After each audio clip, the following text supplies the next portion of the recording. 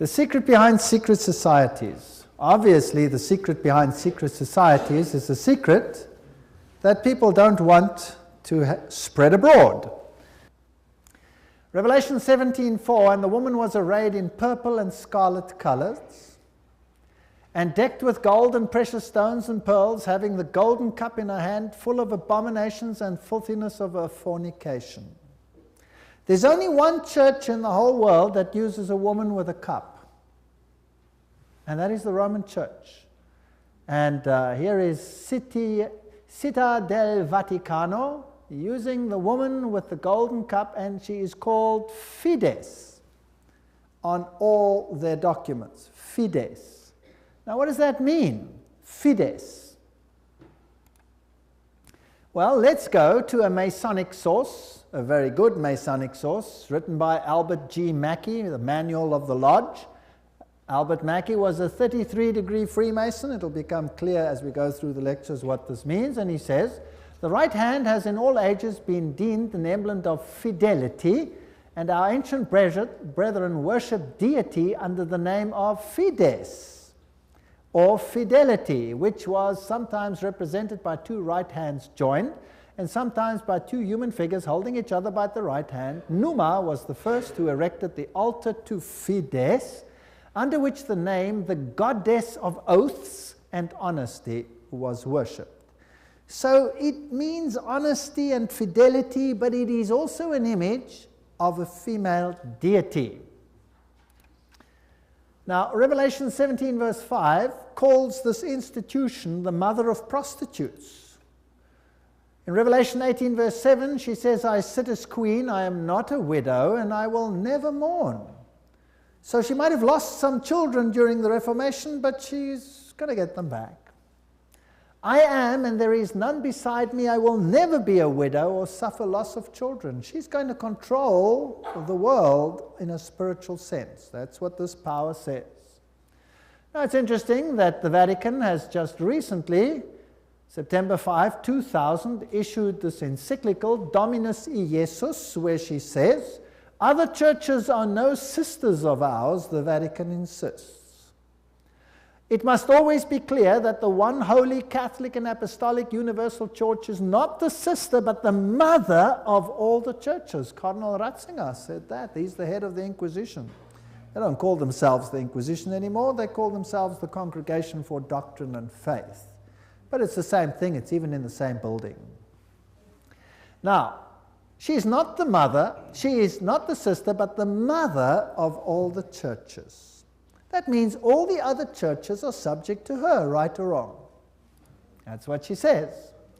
Now in Revelation 13 verse 1 and 2, speaking about the same power, it says, and the dragon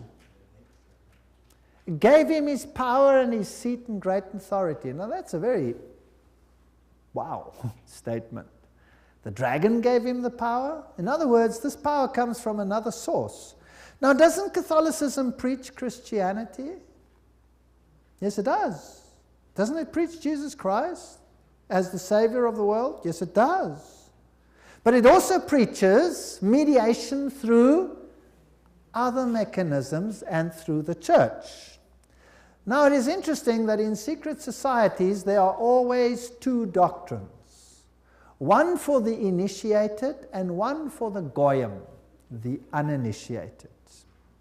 And the Knights Templars had two doctrines. The one was the inside esoteric occult doctrine, and the other one was the exoteric, the one to the outside, and that was Catholicism.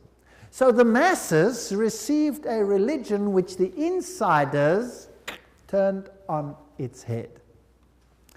Amongst occult insiders, Lucifer is the true Son of God. Jesus is a second son who was defeated by the first one who had been thrown out. So Lucifer is the true luminary, the victor in the battle, and will be the one who will be worshipped at the end of time. That is occult doctrine. That's always been the doctrine of the Kabbalah, the Kabbalist doctrine, and it has been the doctrine of Gnosticism. But of course, It's not what the Bible teaches, but then Catholicism doesn't teach what the Bible teaches either.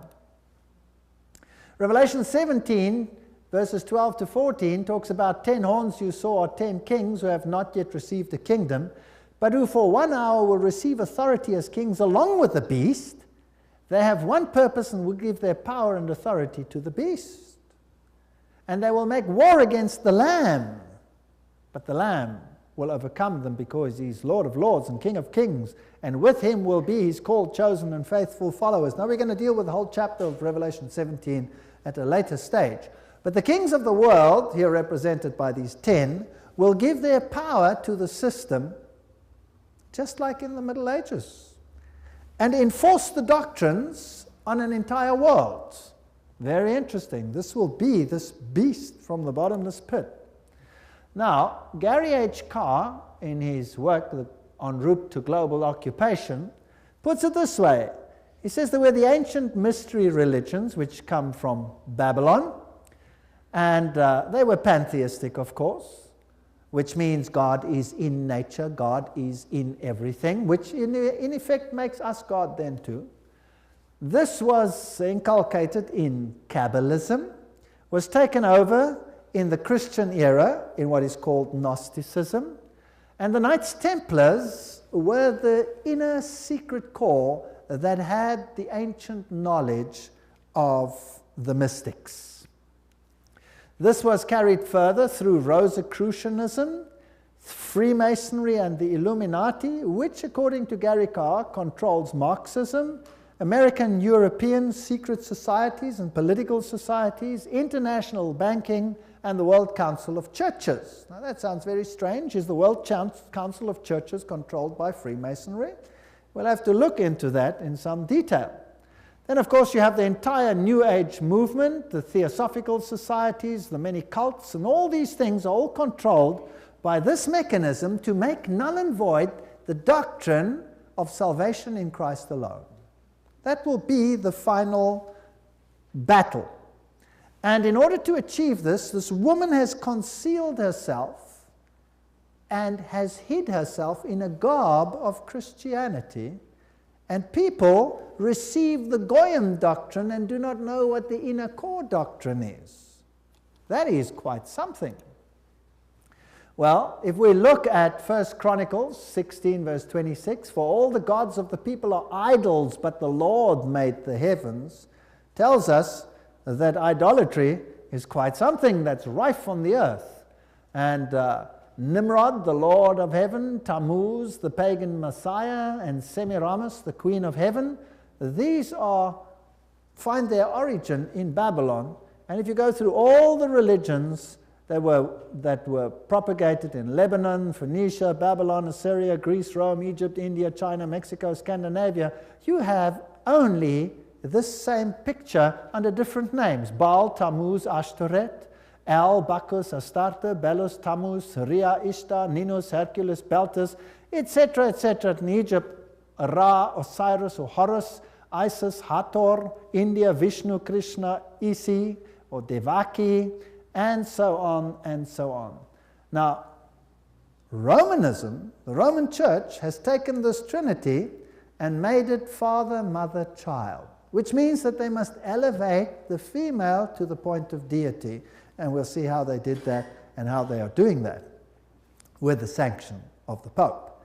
So the true Trinity and the Roman Catholic Trinity are two different things.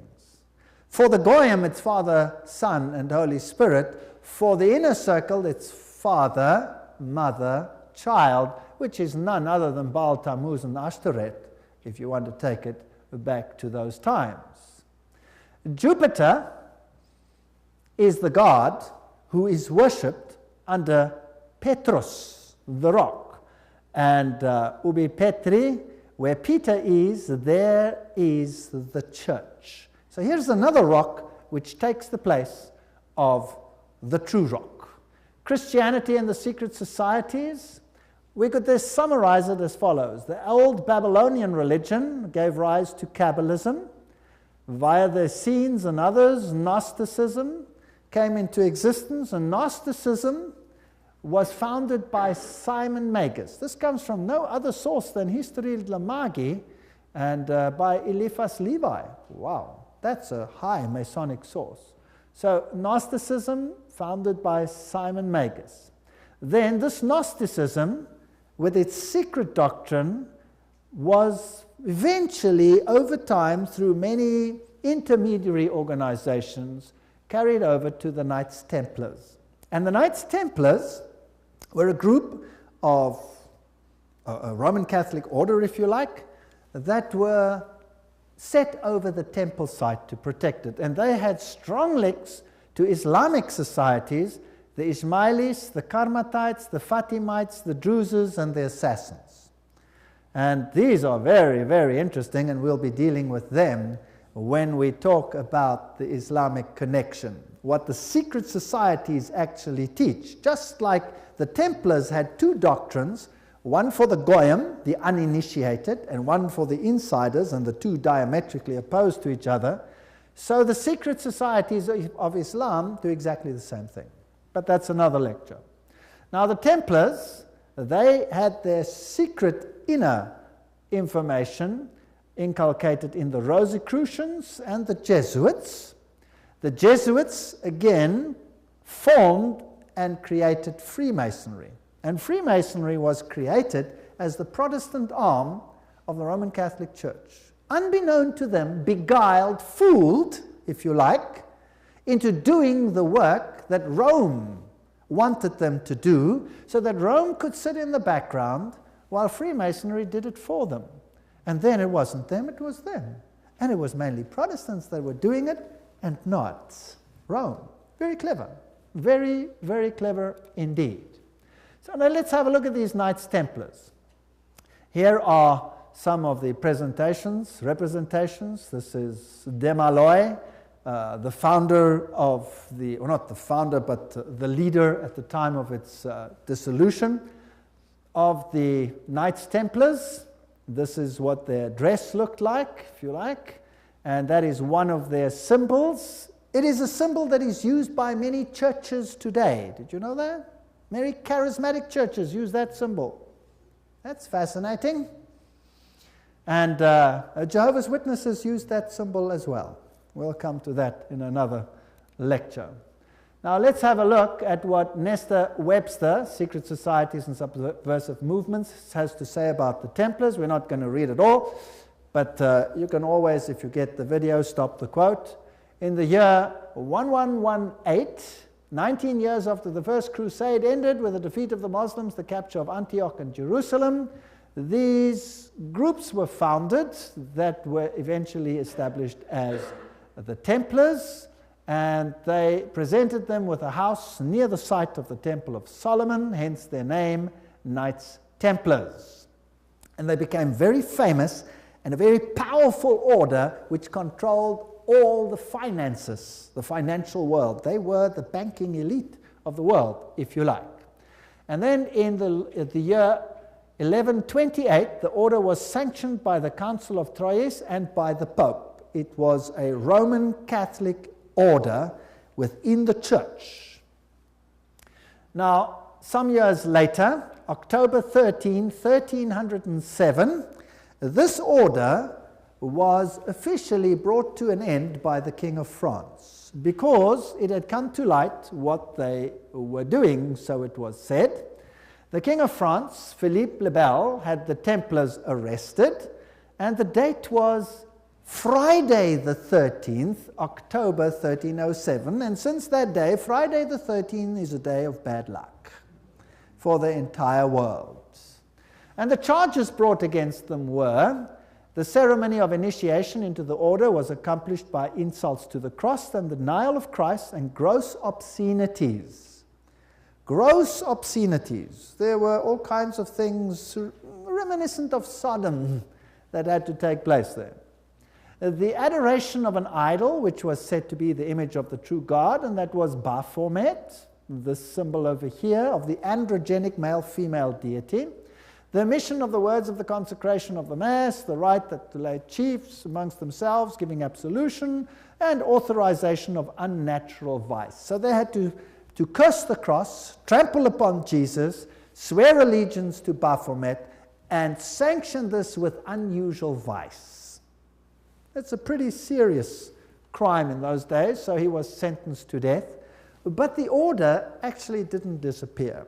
The Pope was very reluctant to say that it was so. Masonic ritual includes references to the Knights Templars. For example here, Secret Societies and Subnervous Movements says, several knights who had set forth the rescue of the holy places of Palestine from the Saracens formed an association under the name of Freemasons, thus indicating that their principal desire was the reconstruction of the Temple of Solomon. And you hear a lot about the reconstruction of the Temple of Solomon today, and the story of Israel and all those interesting things. Now let's go a little bit into some of the history. I'm taking you to this beautiful palace. Where do you think it is? It's in Jerusalem, and it's Notre Dame Vatican. And this is where the Pope has his representation in Jerusalem. It's a palace for a king. There's the Vatican flag flying outside, and there's even a whole lane where you have some interesting papal artifacts. Now in Jerusalem, I went to look up the site of the Knights, and here is the Knights Palace, the Latin Patriarchate. This is where the Knights Templars originally had a site, and the Knights of the Papacy now control this area. This is their symbol that they use. That is also the Knight's shield, which is used by many religions today. The Rema Church uses that symbol, for example. These are the eternal warriors. That is the symbol that they use. There they are they kiss the Pope or the Patriarch's ring. They are knighted just like knights, and they knight highly prominent bankers and individuals such as that. Inside this church, you have, of course, the statue of Jupiter as Peter. Notice that the foot is well kissed. And I didn't want to kiss the foot, so I just stood there. And it is a very important church because both Pope Paul VI and Pope John Paul II visited this church, which is, of course, highly symbolic, and there are the plaques. And the Latin Patriarch, the Knights Palace. If you go inside, there's this interesting altar. And as you look at the altar, you'll see certain figures over here. This one over here is very interesting. Let me get it a little bit closer. And what do you see? You see the double-headed eagle, which is also the symbol that is used in Freemasonry. So there it is on the altar of the Knights. And what is there on this side? Two swords held like a compass.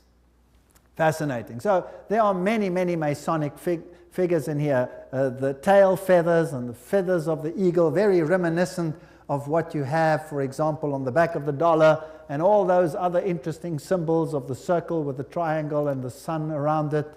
And the inheritor of the Templar nuance are the Jesuits.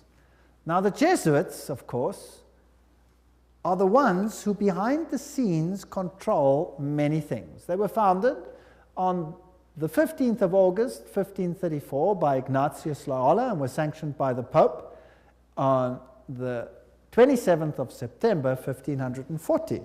So they were created, as it were, to stand against the Reformation. They were designed to destroy the Reformation.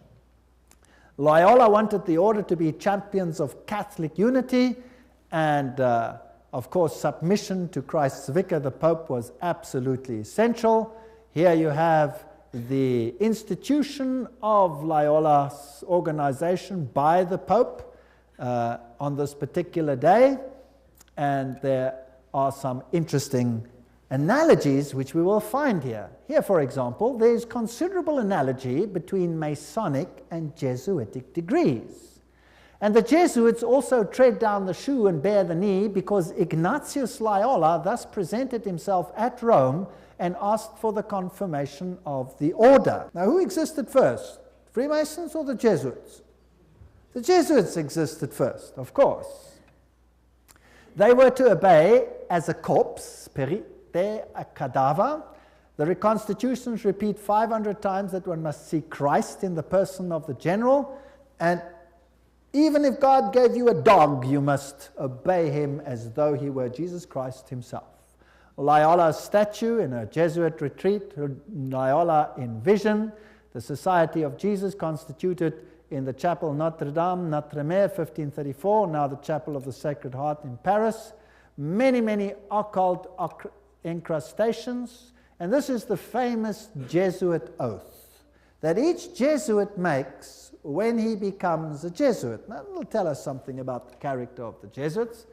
There it says, I, and he fills in his name, in the presence of God and all the saints and all these things, swear that His Holiness the Pope is Christ's vice-regent and is the true and only head of the Catholic Universal Church, etc. It also says here that this power was given by the Savior, Jesus Christ. He has power to dispose heretical kings, princes, states, commonwealths, governments, all being illegal without his sacred confirmation, and that they may safely be destroyed. So a Jesuit swears that if a government is not subject to Rome, it can be what? Destroyed. I further declare that I will help and assist and advise all or any of His Holiness's agents wherever I shall be, and do my utmost to extirpate the heretical Protestant or liberal doctrines. Liberal doctrines are doctrines where you decide what you believe. You take the liberty of making your own choice rather than allowing the Pope to do it for you. And that will be destroyed, and all their pretended powers. And that it doesn't matter where you send me in the world, I will obey. And I promise that I will have no opinion of my own. I will obey like a corpse. And I will make war, secretly or openly, against all heretics, Protestants, and liberals, as I am directed to do, to extirpate and exterminate them from the face of the whole earth.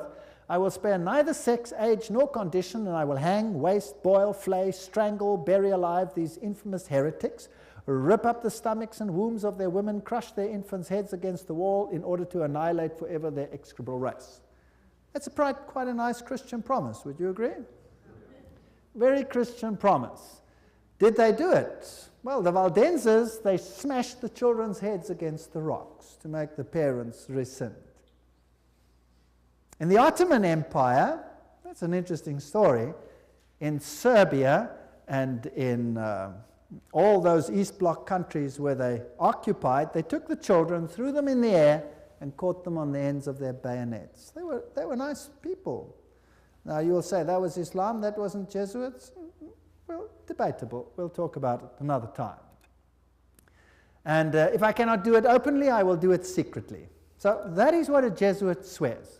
This is the famous Pontifical Gregorian University in Rome, the most prestigious Catholic university in the world. The Jesuits, in all their enclaves, have their figures in caves. Now, in paganism, all the deities come out of the cave, and they have the letters IHS, which actually stand for Isis, Horus, Set, which is the Egyptian Trinity. They, of course, say it means Iesus hominum salvator, Jesus the Savior of men, but it doesn't. It means IHS, Isis, Horus, Set. And their symbol is the triangle with the all-seeing eye in it for this deity. They also use the pillar, the stela, if you like. They have the symbol of the triangle with the eye in a circle, which is also the symbol used in the New Age movement. And we saw that Gary Carr says that Freemasonry controls the New Age movement and the Jesuits control the Freemasonry, or created it. This is the University of the Jesuits in Prague. On top of it, they have Atlas, not Jesus Christ. If you go to a more modern Jesuit enclave, like this one in Germany, I visited this. I'm quite cheeky sometimes. There I am. And took a picture, and inside they have this picture of Christ. This is not Christ. This is Atlas, holding the world on top of his shoulders, disguised. They have these symbols up against the wall. There, this symbol is the symbol of Hermes. If you take away the cross, then you have the symbol of Isis. This is paganism at its best. And these symbols over here are nothing. Here it is, Jesuit Kirche, when it was built, etc. And their symbolism, Maria, the M is the Masonic M, the triangle, Ria, the goddess. Here is a church in Germany, a cathedral. Inside you will see this circle with a cross in it, the crossed swords, symbol of all symbols used also in Freemasonry. Now if you go back to ancient Assyria, that was a very prominent cross. It was the Maltese cross. It comes from ancient paganism. They have the symbols of the star over here, two stars one over the other, or two crosses one over the other. They have the compass, they have the moon with a disc in it or a star in it, which is the symbol that Islam uses, for example. They have the solar calendar and the triple crown. All of these are used by the papacy. Upside down crosses represent victory over Christ. Hammers and compasses and sickles, these are symbols that are prevalent in the world. There's Jesus standing above the skull and crossbones, which is a symbol of Jupiter, the god Jupiter, who is a symbol, of course, who is Lucifer. Upside down crosses again. This is a very important cathedral in Europe, in Germany, where all the political leaders come together. If you go there, you will have Janus, the two-headed one, and then you have the statue so-called of David, but of course it isn't David, it is the god Pan, because he has a pan flute in his hand, and David didn't play a pan flute. So I went to look for the dark side of Pan, because there's a light side and a dark side, and I found him. There he is, the hoofed one in the same cathedral. So they hide their occult symbolism. If you enter into the hallway, you find this over here. This is the god Anubis. It's got nothing to do with Christianity. There you have him as well. Plus you have the phoenix rising from the ashes. Plus you have the symbol of Jupiter and a whole host of other symbols over there. And in their side chapel, you have all the signs of the zodiac serving the various deities like Mars and Aquarius, etc. And the doorknob is a yin-yang. This has nothing to do with Christianity. They use the symbol of the compass and Jupiter and the PX symbol over there, which you will find in virtually every single Christian denomination upon the face of the earth. The phoenix rising from the ashes, the peacock, all symbols of Lucifer. Here you have the PX with a circle with a dot in it, and you say to yourself, but isn't that a symbol of Christianity? No, this is a symbol of Horus. This has got nothing to do with Christianity. They use pine cones. Let's ask Albert Mackey, 33-degree Freemason, to tell us what the symbol means. The point within the circle is an interesting and important symbol in Freemasonry. The symbol is really a beautiful but somewhat abstruse allusion to the old sun worship, and introduces us for the first time to that modification of it among the ancients, the worship of the phallus. So it's a pretty filthy symbol at that. It deals with male organs. Wow. So that comes from the horse's mouth. So that's what it means. Now what's the PX mean? Let's go to the best Masonic source in the world, Morals and Dogma, page 292. And in case you don't believe me, I photocopied it so that you can see it. There you can see the symbol. Can you see that?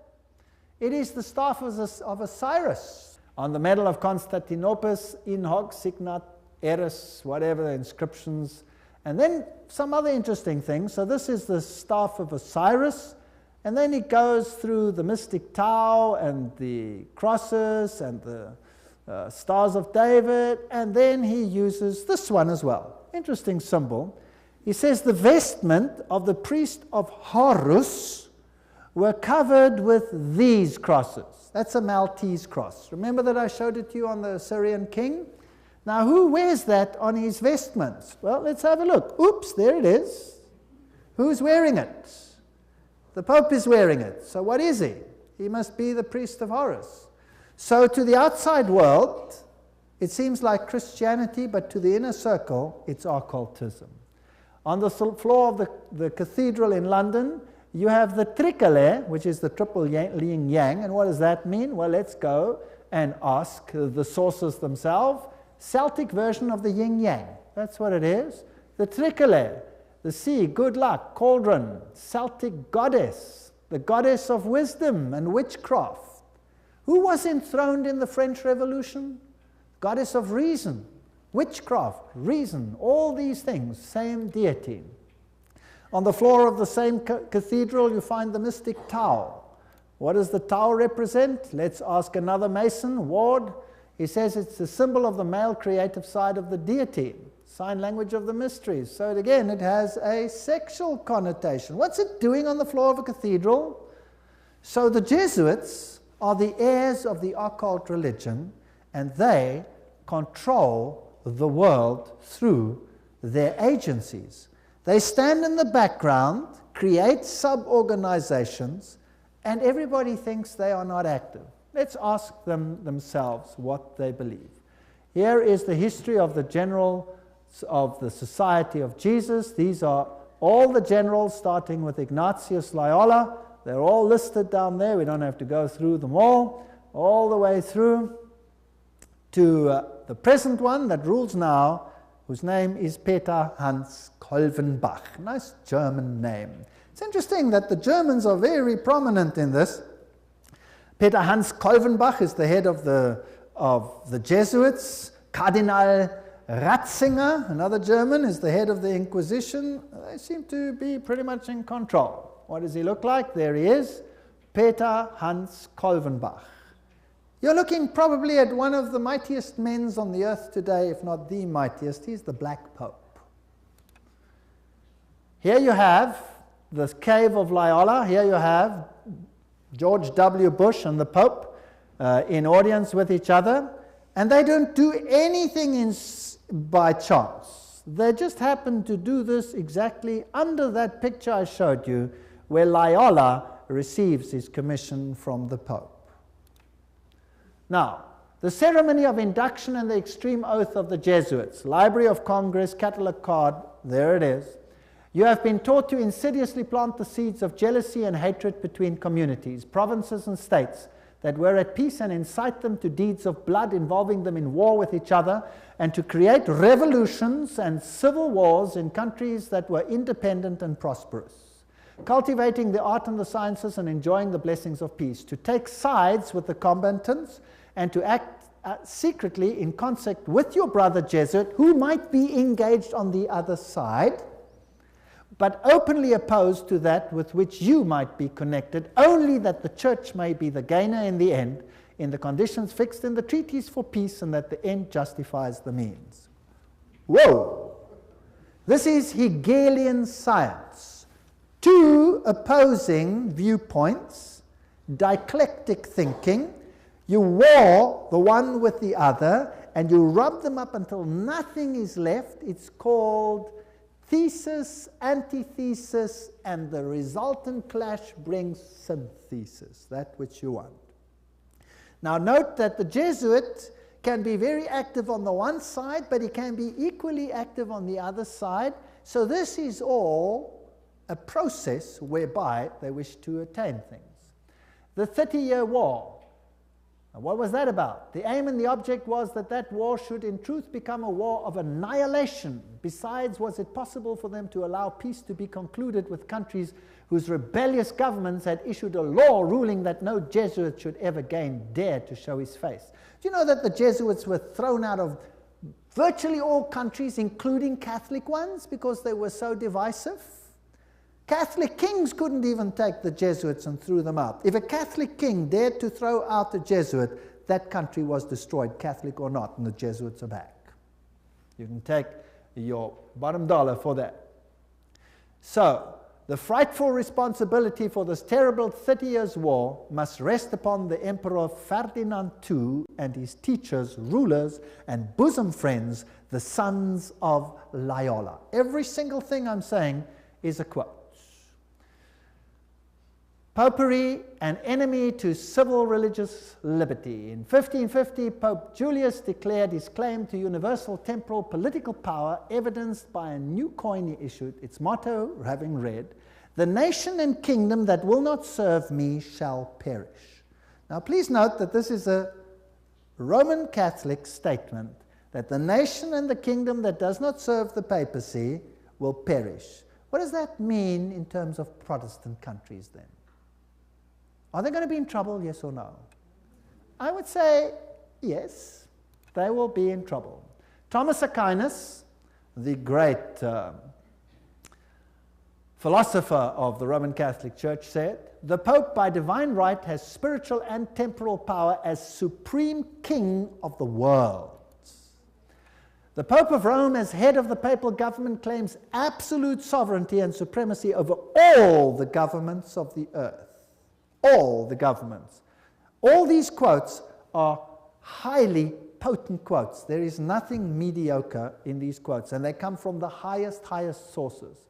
The right of deposing kings is inherent in the supreme sovereignty which the popes as vice-regent of Christ exercise over all Christian nations. Cardinal Henry Manning, 1892, he was Archbishop of Westminster. So, he is in control of all nations of the world. Now, it's interesting that the Bible tells us that these words were put on the Christ's cross at the crucifixion. Jesus of Nazareth, the King of the Jews. You read that in John 19:19. But the Roman Catholic crucifix has the words "INRI" written on it. Now, if you look it up in Webster's dictionary, it means Jesus Nazarenos Rex Iuderum. But in the extreme oath of the Jesuits, "INRI" means something totally different. It means "Iustum necare reges impios," which means it is just to exterminate or annihilate impious or heretical kings, governments, or rulers. That's an interesting point. Now, another thing that they want to do is destroy Protestantism. We cherish at the bottom of our hearts this principle that whatever does not unite with us must be annihilated. And we hold ourselves ready to make, as soon as we shall have the means, an energetic application of these principles. Protestantism is already wearing out and sinking to decay. Yes, we are destined to insult its last agonies, to march over its broken skeleton and scattered bones. Oh, let us hasten this dissolution by our strong and united efforts. Then already, they wrote, Protestantism is becoming decomposed, and we are gaining men of note. This is extracts from The Secret Plan. Those are the worst of the Catholics, the Inquisitors, the Jesuits. They are simply the Romish army for the earthly sovereignty of the world in the future, with the Pontiff of Rome for emperor. Something like a universal serfdom with them as master is what is being planned. That's all they stand for. They don't even believe in God, perhaps, the brothers Karamazov. All these quotes. The general of the Jesuits insists on being master sovereign over sovereigns. Wherever the Jesuits are admitted, they will be master, cost what it may. The society is by nature dictatorial, and therefore it is the irreconcilable enemy of all constituted authority. 50 Years in the Church of Rome, written by Father Cheniking. Ignatius Loyola says himself, the power of the general will be so unlimited that should he deem it necessary for the honor of God, he shall even be able to send back, or in another direction, those who have come direct from the popes. So this is a powerful order.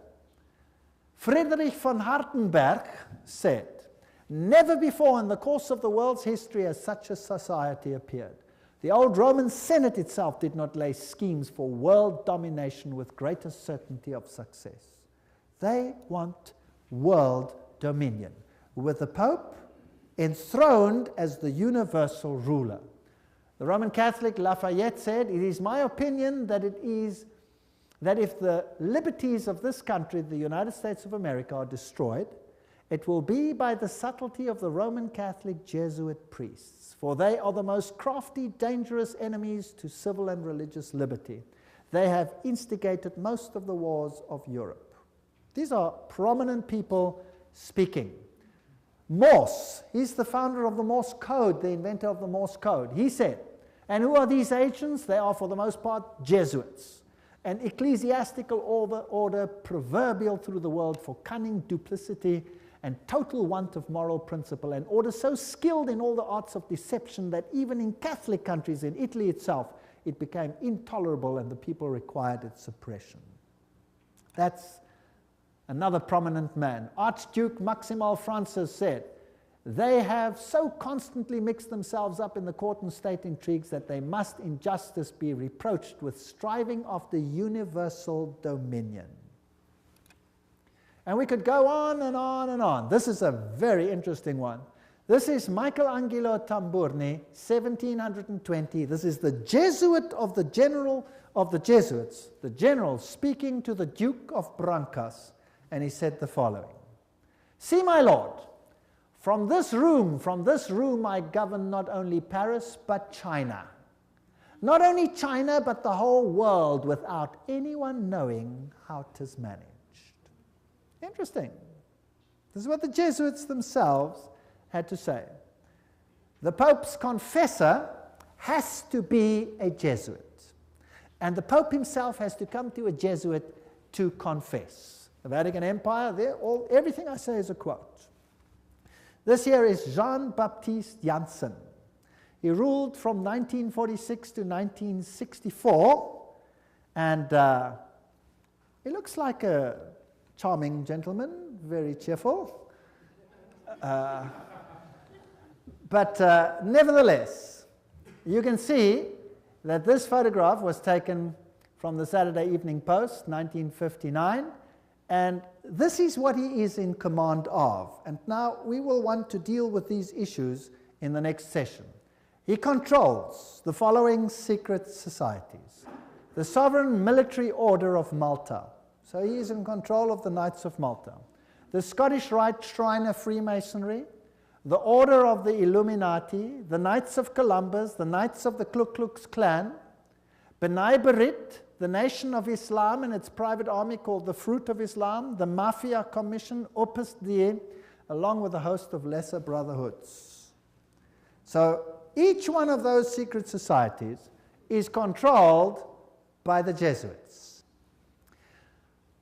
Persecution of the Catholic Church in Germany has been directed only against those elements which did not entirely submit to the ever-increasing centralization of authority in church and state.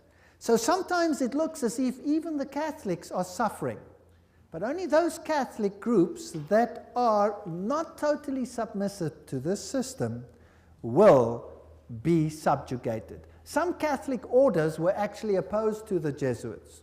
They were killed, they were wiped out. In the French Revolution, the Dominicans had taken over the Inquisition from the Jesuits. Boom, they were zapped.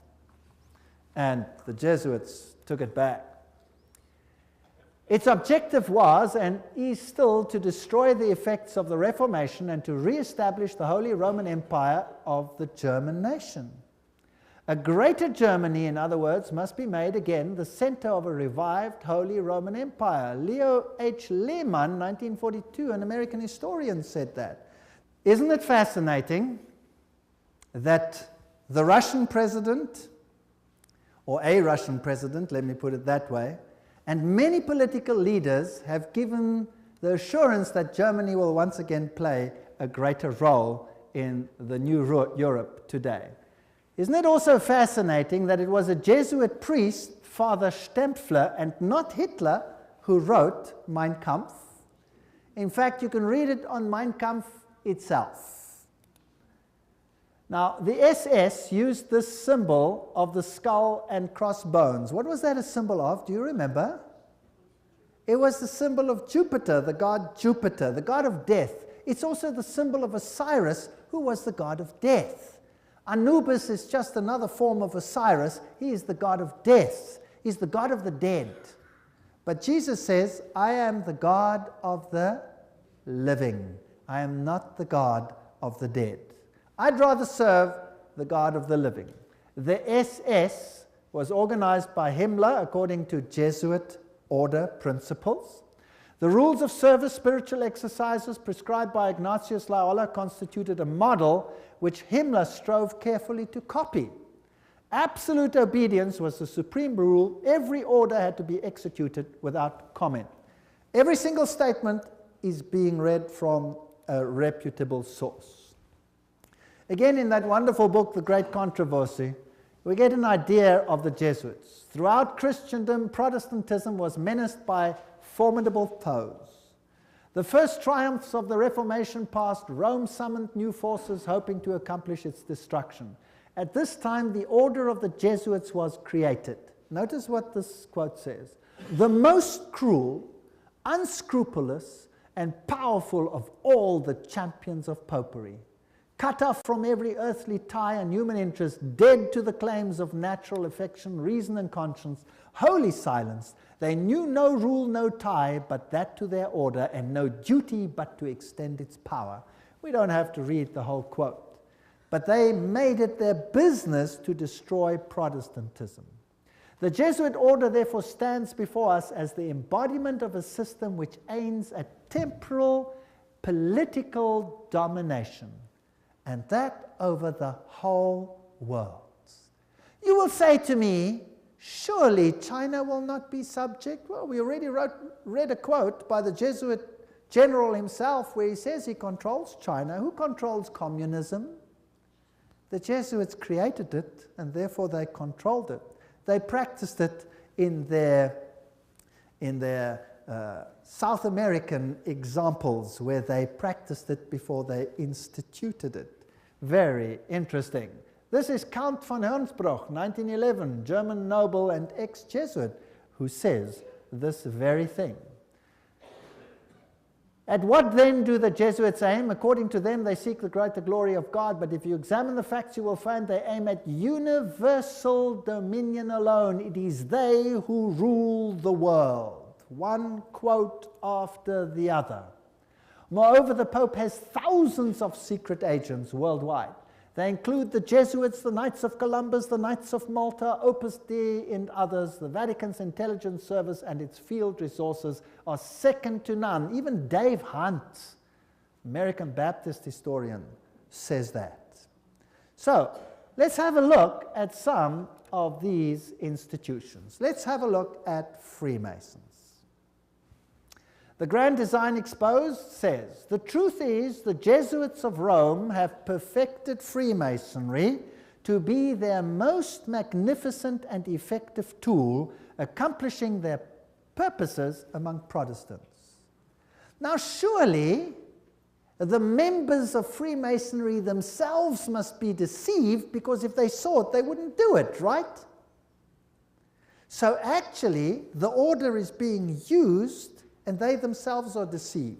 And only within the order, higher up, are those chosen ones who know, and they are controlled by the Jesuits for Rome. Very clever. Very clever to make Protestantism do what you cannot do openly because you have been fingered by Protestantism as the Antichrist. So this is very interesting. This is a Templar fortress and a church on the island Mallorca, Spain. And there again you have the double-headed eagle, and you can go to virtually any church on that island and you will find the double-headed eagle over the altars of these churches. As I've said, Adam Weishaupt was the father of Jacobinism, and he is the one who is also the founder of the Illuminati. From the Jesuit college at Ingolstadt, it is said to have issued the sect known as the Illuminati of Bavaria, founded by Adam Weishaupt. Its nominal founder, however, seems to have played a subordinate, though conspicuous, role in the organization of the sect. You see, again, they use a front and a front and a front. Now, here are two Jesuit generals. This one over here is General Ricci, and this is General Ledochowski. And very interesting, this one over here, 1773 to 1840, he ruled during the order's suppression. Now notice this, the Vatican itself suppressed the Jesuits between 1773 and 1814. What happened to the Vatican in that time? There was a mortal wound. And the Pope was taken into exile and he died. Isn't that correct? So who gave the mortal wound to the papacy? The own order in the own church. Power struggle. And he created, in his time, the Illuminati was created through Weishaupt. And, of course, is also the father of modern communism, who with his Jacobins conducted the French Revolution.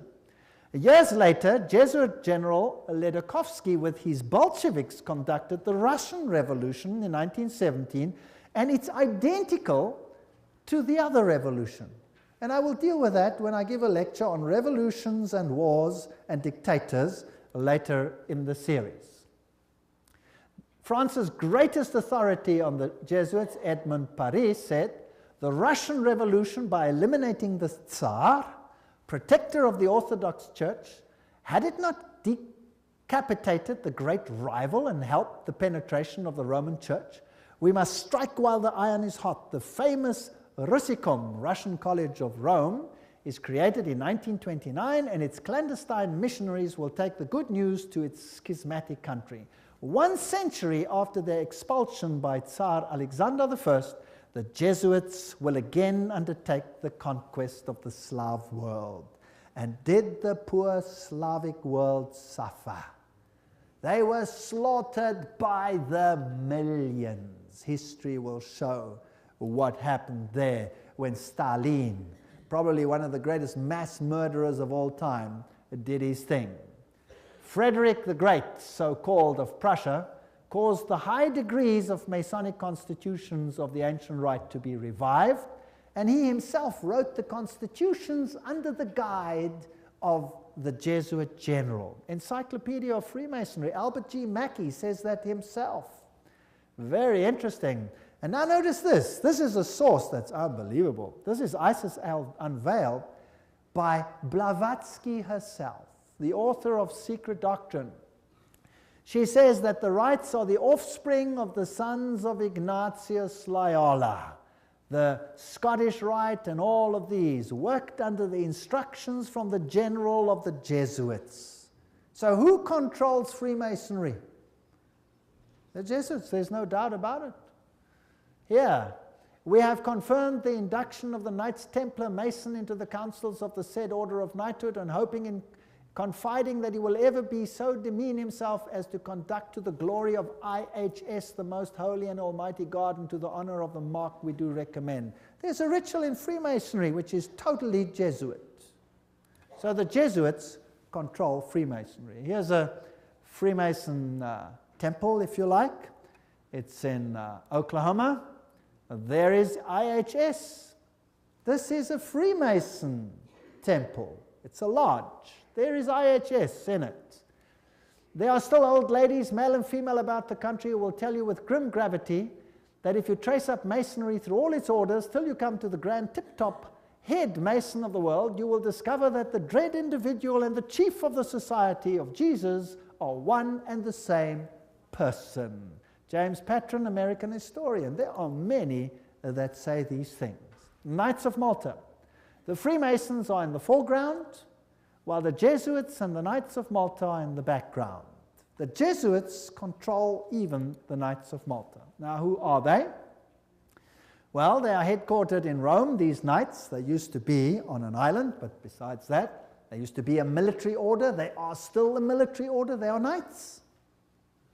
They control the banking of the world, the industry of military complexes of the world. They oversee Chase Manhattan Bank with all its branches. They rule all the intelligence communities, the KGB, the CIA, and all of these things to restore the Dark Ages. Everything I'm saying is a quote. I'm saying nothing. Don't accuse me of saying anything. I'm just reading. Who are they? Well, here's the head of the Knights of Malta at the moment in America. This, well, he's dead now. This is Francis Joseph Cardinal Spellman, Cardinals of New York.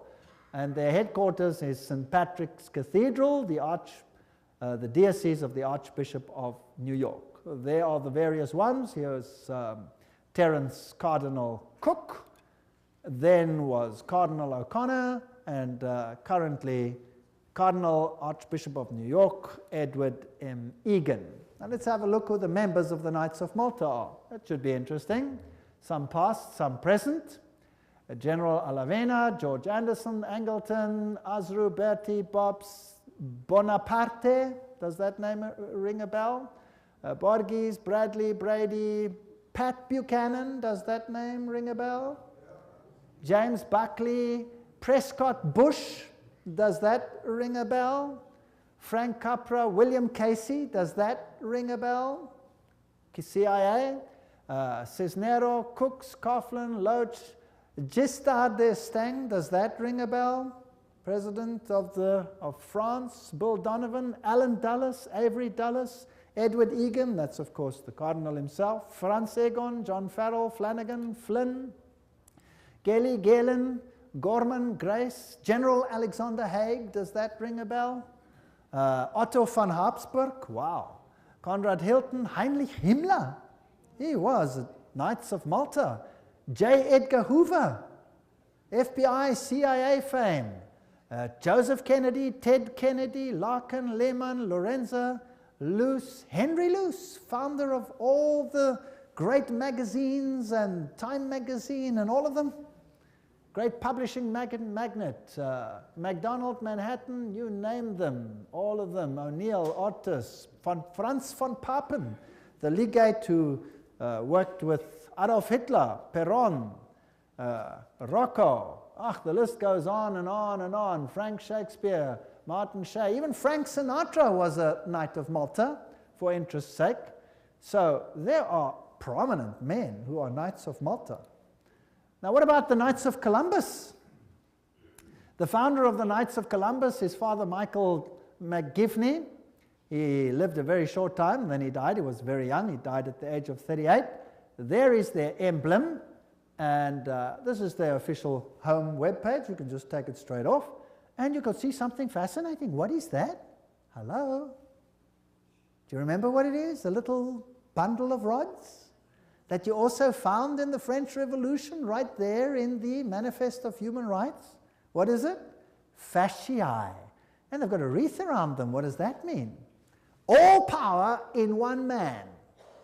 Who will that man be? Who do the Knights Columbus, founded by a Roman Catholic priest, want to see the power vested in? The Pope, of course. The Knights of Columbus, founded at New Haven, Connecticut, 1882. Then it was already considered 300,000 strong. Only Roman Catholics are eligible. It is initiative to service in 4 degrees. It's the heart and soul of politics. You cannot get into politics if you don't have the stamp of approval of these guys. The fact is well known to political machines and non-Catholic politicians whose candidates must receive the approval of Rome and the Knights before they dare nominate them for either dog pound or presidency. The Knights of Columbus' principal business is politics, a Jesuitical politics. A menace to the nations, Jeremiah Crowley, is the quote. These are serious accusations. There they are, with their fasciae, which will become clearer as we go on, and we can see where we are heading. For today, Rome considers listen to this. Today, Rome considers the fascist regime the nearest to its dogmas and interests. We have not merely the Reverend Jesuit Father Coughlin praising Mussolini's Italy as a Christian democracy, but their official magazine, which is Civiltà Cattolica, this is the official Jesuit magazine, says, this is the house organ of the Jesuits, says, fascism is the regime that corresponds most closely to the concepts of the Church of Rome. This is scary. Have you noticed lately that there is more and more control? Have you noticed some of these things? Have you noticed that you are being treated more and more like someone who has to bow 20,000 times before the powers? Then there is the organization Opus Dei. Is a semi-secret religious lay order with paramount objective is total support of the papacy. And these people walk around with clamps that tear into their flesh so that they have constant pain with every movement to remind them of their obligation. And they have high members, like presidents, for example, of Portugal is an Opus Dei member. Then we have the Skull and Bones organization. And who are they? Well, they have this interesting skull and bones. What does it represent? You know that by now. Jupiter, and they have the number 322. If you look up Genesis chapter 3 verse 22, you will find, now man has become as like one of us, knowing good and evil, raising man to the level of deity. This is Yale University, the place where they are. Now let's consult one of the greatest authorities on skull and bones. That is Anthony Sutton. Let's ask him where he is. Educated at the Universities of London, Göttingen, California, former research fellow at the Hoover Institute, Stanford University, as well as economics professor of California State University. He had the guts to speak out and write a book, and it cost him dearly. But nevertheless, let's quote him. There is the book, Anthony Sutton, America's Secret Establishment, an Introduction to the Order of Skull and Bones. So that I don't say it, let's quote it. Skull and Bones, it's over, it's Bush. Bush won the election. Let's watch this video. Yale University, the scions of America's first families confess their sexual exploits from a gruesome coffin. In a smoke-filled room, a handful of power brokers manipulate the global economy. These are the purported activities of some of America's secret societies, groups with names like Bilderberg, Skull and Bones, and the Trilateral Commission. The Skull and Bones Society is founded in 1832 by 15 seniors at Yale University in New Haven, Connecticut. They establish a secret society with rules and rituals that remain unchanged to this day. The Skull and Bones initiation ceremony is said to be held in April in the tomb's basement. One distinguished member serves as master of ceremonies. Once enrobed, he is known as Uncle Toby. The shortest senior is appointed Little Devil and dons a satanic costume. A bonesman with a deep voice is dressed as Don Quixote. Another is dressed as the college's founder, Elihu Yale. Still another is given papal vestments. It would all be funny if it weren't for the fact that among the former bonesmen are 3 presidents: William Howard Taft, George Bush, George W. Bush, numerous senators and ambassadors, industrialists like William Whitney, CIA agents, State Department officials, and publishing magnate Henry Luce. Absolute secrecy is also required. In his 1999 autobiography, George W. Bush devotes just one sentence to his membership in Skull and Bones. Quote, "My senior year, I joined Skull and Bones, a secret society so secret, I can't say anything more." The secrecy, according to some researchers, is there to protect the fact that Skull and Bones funnels its initiates into positions of power and influence. The best-known bonesman is ex-President George Bush, who, according to tradition, is supposed to avoid admitting he's a member. Mr. President, are you a member of Skull and Bones? Better leave the room. American Journal got a similar response when we recently asked George Bush Jr., the governor of Texas, about his membership. Does it still exist? The thing is so secret, I'm not even sure it still exists. Okay, so you'll see that George W. Bush is a member. They lie in a coffin. They bow down before a papal figure, swear allegiance. They do all kinds of weird sexual things in a coffin, which I'm not going to explain what they do here. It's pretty vile.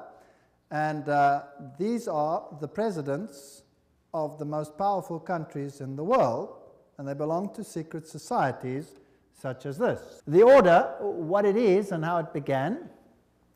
Those on the inside know it as the order. Others have known it for more than 150 years as Chapter 322 of a German secret society. That is very important. In fact, this was discovered when they broke in and stole some of the papers at that institution. It is officially known as the Russell Trust of 1856, or as the Brotherhood of Death, because they serve the god of death, who happens to be Anubis, if you like, Osiris, if you like, or Jupiter. The American chapter of the German Order was founded in 1833 at Yale University by General William Huntington Russell. And Taft, the only man to be both President and Chief Justice of the United States. Interesting. Now, the German Order, what does this actually mean? The Illuminati had its origin at the University of Ingolstadt, and recruits were from the student Inkorps. Of course, they had to be students with high connections, you know, sons of very high insiders. The order had its origin in Yale in 1833, but Skull and Bones is a chapter of a German secret society. So, which organization does it represent? Active members have enough influence to push their sons and relatives into the order, and there's significant intermarriage amongst the families, and they fall into major categories, two major categories. We find the old line, American families, second, families who occupy great wealth.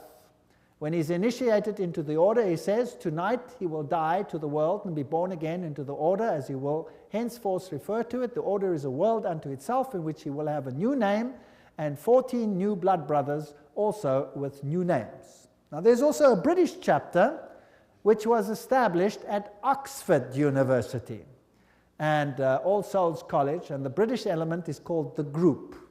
So the Skull and Bones is not the only one. You have the Group, and then you have a European order as well. So the Group links to the Jewish equivalent through the Rothschilds, the Inner Circle, and so there is a worldwide secret organization which has the highest individual in industry, government, all facets of life.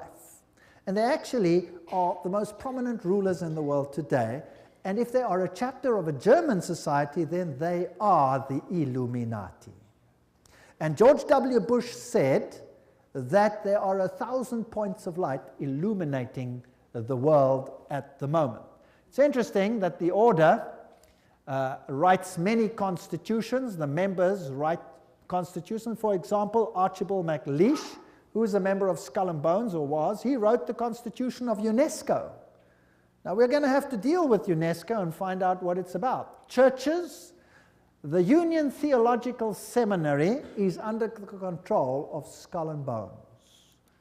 A very interesting seminary. We'll deal with these in more detail in another lecture. Major establishment of law firms, communications and industry, the Federal Reserve, and all of these are controlled by the order. This is how Chapter 322 operates. There's a central inner core. Notice that this is actually the all-seeing eye, the wedge of the eye, but that's something else. There's an inner core, there's an inner circle, there's an outer circle, there's an Atlantic Circle, the Bohemian Club, notice there, Bohemian Club, part of Skull and Bones, Pilgrim Society, Penumbra Order, Chapter 322 of the Order, the Trilateral Commission. That's how it's put together. You could basically put it this way: Council of Foreign Relations, United Nations, Bilderbergs, Club of Rome, Royal Institute of International Affairs, and the Trilateral Commission, with the Illuminati controlling everything on the inside, forming basically the Round Table. Now, you saw that the Bohemian Club is part and parcel of the issue. Now, what is this Bohemian Club? Well, here's the Bohemian Grove. The August 2, 1982 edition of Newsweek reported, this is just another quote, the world's most prestigious summer camp, the Bohemian Grove, is now in session 75 miles north of San Francisco. It's in a forest. It's a fortress. But strangely, even fortresses can be breached, and one enterprising journalist managed to sneak in. The fiercely guarded 2,000-acre retreat is the country's extension of San Francisco's all-male, ultra-exclusive Bohemian Club, to which every Republican president since Herbert Hoover have belonged. This is just a quote. This is the Bohemian Grove ceremony, which was photographed or videotaped, very darkly, of course, very secretly, by one journalist, which caused a major furor. Now, you can see very little in this light, so I'll explain to you what's happening there. In this forest, the men appear naked. Naked. They have to walk around naked. In fact, some members have left the society because they're tired of walking around naked. Now imagine every president of the United States has been a member of the Bohemian Grove. And just imagine. The priests are dressed in vestments, papal vestments, and they pay homage to an owl because the owl sees in darkness. It has illumination. There are other rituals which I do not want to talk about that happen between all these naked men. And if you read your Bibles, you will find that those who worshipped in the groves were called the perverted ones.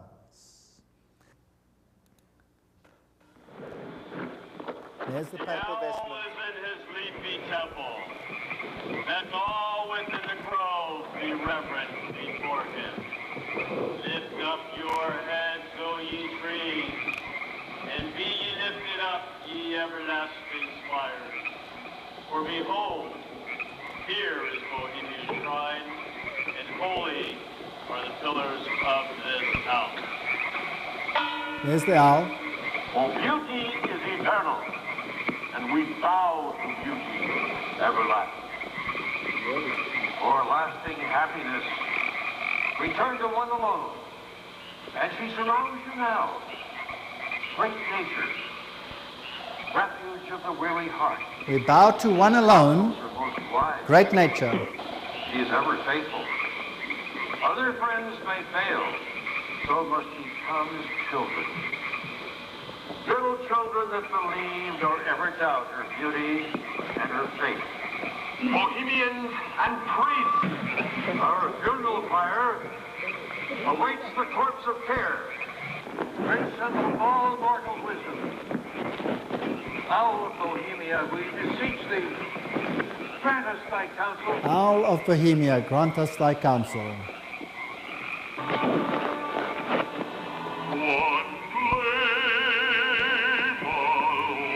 Now that's just a part of the ritual, which shows that it is nature worship. It is condemned in the Bible, and yet who are the members? Let's continue. This is an article in Mother Jones, August 1981, volume 6, page 28, and reports who the prominent members were. For example, George P. Schultz, Stephen Batchelor, Gerald Ford, Henry Kissinger, William Buckley. Can you imagine them all walking around naked, worshipping a stupid owl? I mean, that's so pathetic. Fred Hartley, Griffin, Haywood, Coors, Teller, Ronald Reagan, Clausen, George Bush, William French Smith, etc., etc., etc. It is pathetic. Modus operandi of the order.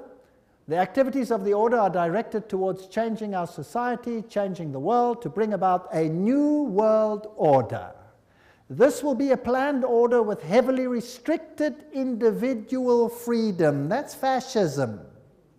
And I will show you the papal encyclicals that will make your hair stand on edge as to what is going to happen all over the world.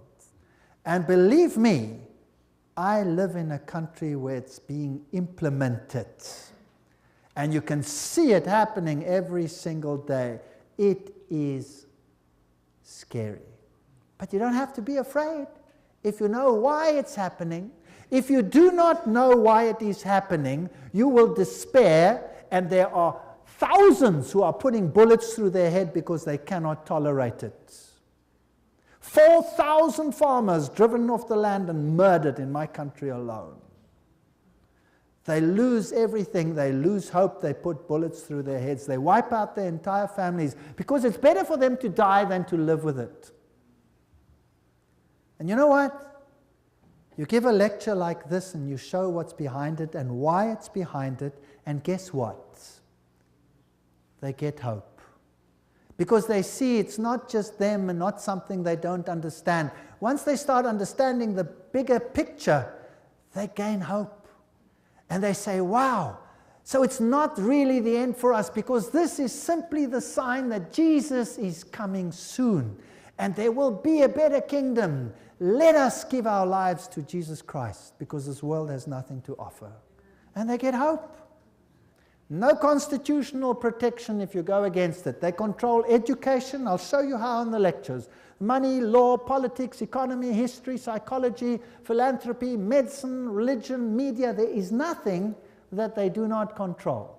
And remember, they are neither left nor are they right. So if there are right-wing parties and left-wing parties, they control them what? Both. That's the Hegelian principle. That's Hegelian logic. Remember that both Marx and Hitler, the extremes of left and right, presented as textbook enemies, evolved out of the same philosophical system, Hegelianism, that brings screams of intellectual anguish from Marxists and Nazis. Remember that the Jesuits were told that they must serve on this side and the other side. Remember that? And create conflict between the sides. This conflict of opposites is essential to bring about the change that they want. Today, this process can be identified in the literature of the Trilateral Commission, for example, where change is promoted under conflict management. Have you heard that name before? Right, conflict is essential. The state is absolute, so the state must have total control. That means the people must relinquish their rights to the state. Do you see that happening in the United States at the moment? Absolutely. So the state requires complete obedience. An individual does not exist for himself in these so-called organic systems, but only to perform a role in the operation of the state. That's exactly what it was like under Nazism. Here's Hegel. The two, Hegel and Kant, are the philosophers behind the system. I was stunned. I was in Europe 4 weeks ago, in Germany, and the leaders, the presidents of Germany, went down and put down wreaths in front of these people's graves and said, their philosophy has made the new Europe possible. They honored them. What a terrible, I would almost say satanic, well, why not just say it, philosophy. The Illuminati principle that the end justifies the means is also the principle of the group and the order, which is skull and bones. That means you can do anything, no matter how dastardly, as long as you achieve your aim. There's an outer circle, an inner core, all of these. Council of Foreign Relations is the outer circle, Trilateral Commission, all of those. Trilateral Commission was founded by David Rockefeller, comprises 200 members worldwide. The Bundy operation, activism towards a new world global order. George W. Bush, who was a member of Skull and Bones, remember, says that it's a big idea, a new world order where diverse nations are drawn together in a common cause. Only the United States has both the moral standing and the means to back it up. So, do you think they're trying to get all the countries of the world to come into this system, yes or no? Do you think it's possible that they are giving their power to a woman who rides them? Does it look like it? Who controls them? The Jesuits. And who do the Jesuits say all power must be under? The Pope. Isn't that correct? All right. So who do you think would clamor for a new world order more than anyone else? Maybe the Pope. Wouldn't that be interesting? Well, here he is, new international order urged for the sake of peace. When? January 3, 2004. His whole New Year's speech was dedicated to asking for the implementation of the New World Order. Vatican City, January 1, 2004. John Paul II started the new year by insisting that peace is possible and thus a duty, and he called for a new international order. CNN, what did that have to say? Pope calls for a new world order. Thursday, January 1, 2004. Vatican City, Pope John Paul rang in the new year on Thursday with a renewed call for peace in the Middle East and Africa and the creation of a new world order based on respect for the dignity of man and equality amongst nations. What did he say? This year, Pope John Paul directed his thoughts to the continuing conflict around the globe, but he stressed that to bring about peace, there needs to be a new respect for international law and the creation of a new international order based on the goals of the United Nations. He called for an order that is able to give adequate solutions to today's problems based on the dignity of the human being, this is human rights, on an integral development of society, on solidarity amongst nations, rich and poor, on the sharing of resources and the extraordinary results of scientific and technical process. You know, sharing of resources, have you heard of that before? Well, there's another term for it. It's called redistribution of wealth. Have you heard of that before? Right, now let me redefine that for you.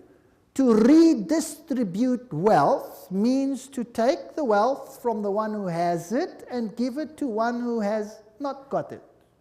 Is that correct?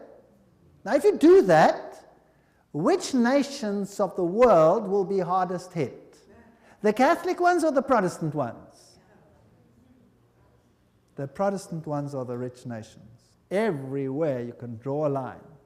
Now, I will show you in the lectures that come that there are encyclicals which define how the redistribution is to take place. And how it is happening and how the encyclical says it should take place is what I can see happening in my country without the government lifting a finger against it. It is defined by need, as we will see. Now, there's another word for taking from one who has and distributing it to someone who does not have. It's called theft. Stealing. Thou shalt not steal, says the Bible. The Pope in Rome says, thou shalt steal. He does. Literally, I'll show you his encyclical. You will be stunned. This New World Order is going to be an exciting place. I don't want much part of it. Fortunately, my God says, my kingdom is not of this world. If it were, they would fight for me. But it is not of this world. My kingdom is up there. There where your treasure is, there your heart will be. I have managed, because I live where I live, to loosen myself from that which I own, because I know that it means nothing anymore. Do you know that in my country, if you go on a holiday, and you stay away for a while, and you come back, and your house is occupied, that you cannot put the new tenants out, even if the house is yours? Did you know that? Because they have need, therefore they have the right to take it, whether you own it or not. And this is not a joke, this is a fact.